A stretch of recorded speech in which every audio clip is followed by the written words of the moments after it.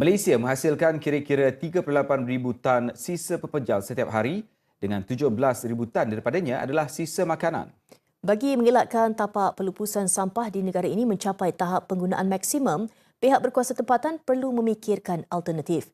Kumaran Rajamani di Pulau Pinang ada laporannya.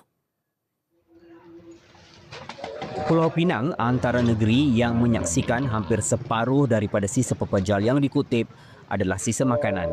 Inisiatif digerakkan Majlis Bandaraya Pulau Pinang MBPP menggunakan mesin ini yang berupaya menghancurkan serta mengasingkan sisa makanan kepada 3 komponen.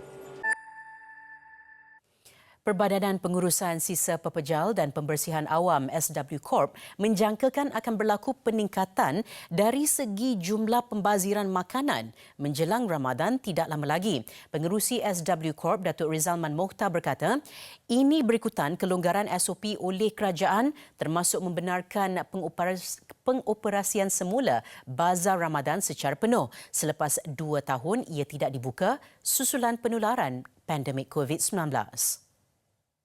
Data yang kita ada, 40% sisa buangan adalah terdiri daripada bahan makan. Memang kita pasti ada jangkaan, ada peningkatan sebab yang pertama 2 tahun sebelum ini kita sedia maklum kita terikat dengan COVID. Jadi PKP memang bazar pun kalau berniaga pun dia ada restriction dari segi jumlah dari segi jumlah gerai yang boleh. Jadi tahun ini kita difahamkan boleh buka macam biasa. Assalamualaikum, selamat sejahtera. Nama saya Nur Syahidah binti Syamsul Izhar. Nombor matrik 040114 00982 001. Hari ini saya akan membentangkan tentang kempen yang saya telah jalankan, iaitu kempen pengurangan pembaziran makanan dalam kalangan isi rumah.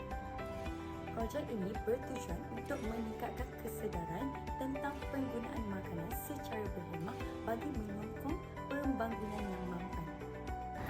Isu utama yang saya tangani ialah pembaziran makanan dalam isi rumah. Melalui pemerhatian, saya mendapati bahawa lebihan makanan sering berlaku akibat penyediaan makanan yang berlebihan dan kurang perancangan.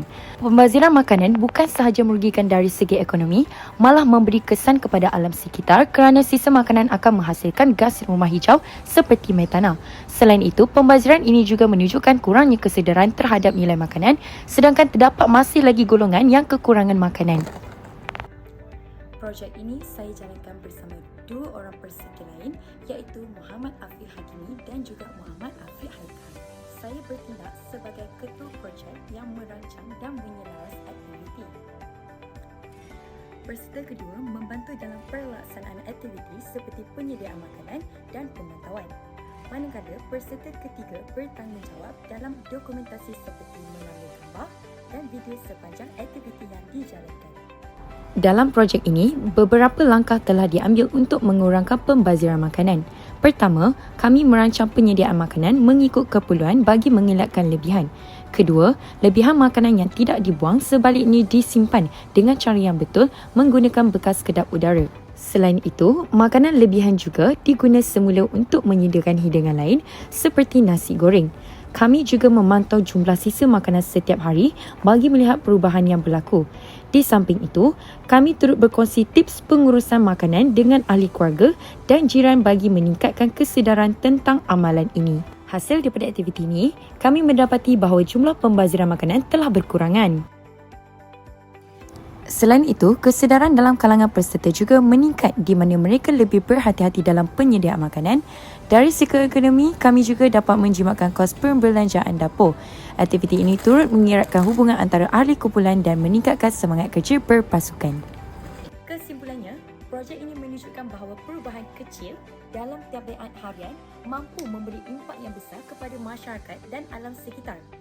Saya berharap amalan ini dapat diteruskan dan diamalkan oleh lebih ramai individu. Sekian, terima kasih.